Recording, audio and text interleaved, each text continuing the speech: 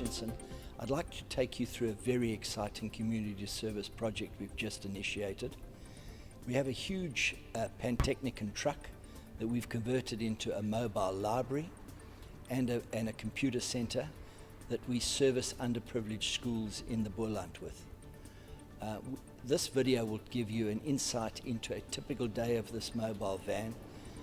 It's so exciting to see the difference.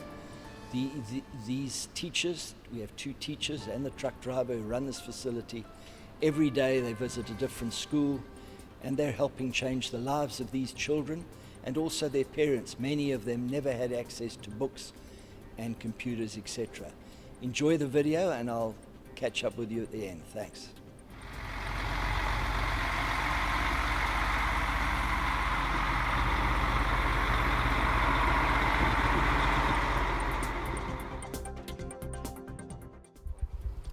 My name is Walt Springfield. I'm principal at Pedro Primary here in the Breede River Valley. We are fortunate enough to have this bus here in the form of a mobile library that comes to our school twice in a month, every fortnight. What they do is they take our classes from grade R up till grade 7, and in this bus the kids are allowed to use the internet, which in our valley is one of the only primary sources that they can access the internet is in this bus behind me. They can also borrow books on a 2-weekly basis that they can read and distribute amongst each other and then return when the bus returns to our school. The bus is here from the morning, say 8 o'clock, up till the afternoon, 4 o'clock. And during this time, the pupils are allowed to, even after school, visit and access the bus, and with the help of the people there, access the internet. As I said earlier, this is the only place in the whole of the Breede River Valley where we service about 36 farms. It's one of the few places that they can access the internet. There's no other library here, no other place that they can use except for the school and this bus behind me. When the school is closed, the pupils still have got 2 hours that they can access the library and make use of all the facilities that are offered to them.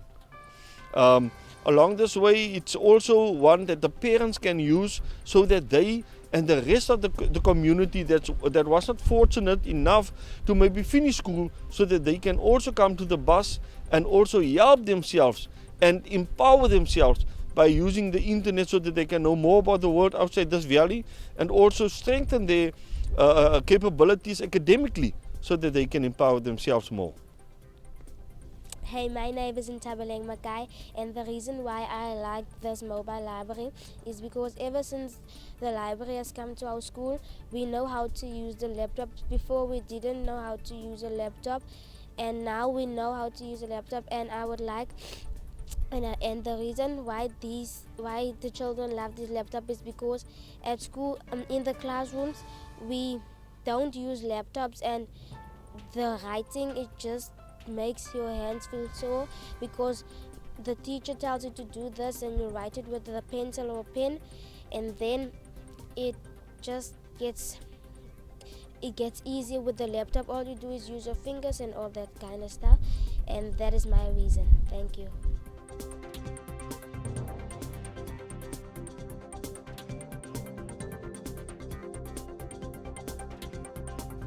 I'm Anali, the librarian of the mobile library. We started now with Pedro Primary School children. They divided in groups, and the program they will do today is the item program. That is the hand and eye coordination program. Een nieuwe program begint, dat is item. So by username zit jou naam en van in, geen spaties. En password zit jy ook jou naam en jou van in. So jy kan maar begin, dit is die item program wat ons vandag gaan doen. Ek kan jou naam.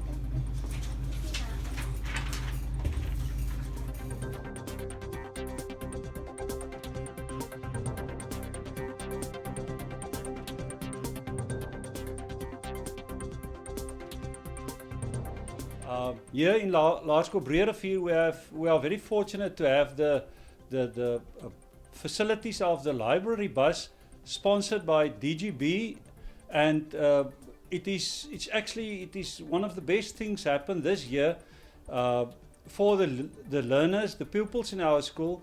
They have access to internet. They have all the facilities for the work which we do in school, and for research work, and every Wednesday in a fortnight's time we have the privilege to have the bus here on our school grounds, where we can use it as an extension of the work which we do in our class, and to extend the curriculum. We want to thank them for this facility, and if it was possible to extend it to much more schools, we think it would be very good. And today we did some math on the laptop. I really enjoy it. I like to do it because it's fun for me. It is very good. I like to do it. I'm Nicholas Pedro, principal of Botas Alto Primary School. We have 123 learners here at the school. We are happy to have the DGB Mobile Library that can serve our learners here. It is our learners don't have access to research material, so that is a good thing that starts this year at our school, and we are happy to have it here. I trust you really enjoyed that insight into our mobile library and computer centre. Certainly it's an invitation to invite any one of you when you're in the Cape to come and look at this unit in action. It's actually a very emotional experience. A lot of my staff indicate watching these little kids so excited about using a laptop, exchanging library books, and learning new technology is an amazing experience. This truck cost us 2.5 million rand to kit out. That's about $160,000. Then we also have to manage it well, and the project is extremely well managed in conjunction with Tutoy's Kloof. And there's a truck driver, there's a librarian, and there's a computer teacher. Their salaries are funded by the fair trade wines we sell under the Douglas Green label, the fair to all wines we call them, and 10% of the net profit of these sales go into the administrative costs of this project. What I'd like to ask you to consider is, why don't you fund another truck? You can brand it as you wish, 2.5 million rand, 170,000 US dollars. We can show you our operation. We'd like to spread this to 6 or 7 trucks. We want to make this a huge project. One hears about a lot of negative news in South Africa, but projects like this are changing people's lives every day. We're giving back, and it's not about feeling good or looking for PR. You won't see much publicity around this project. It's doing the right thing. And the thing about Europeans, Americans doing welfare work in Africa, where do the funds end up? What percentage of funds are taken for administrative purposes? Here's a project that we can show you firsthand. Come and look at it. It's extremely well run. And you know, what is 170,000 US dollars? You could brand the truck, you can get PR, there's a media activity around it. I really urge you to consider it. Our goal is 7 or 8 trucks. Thank you for your time, and we appreciate your support. Thank you.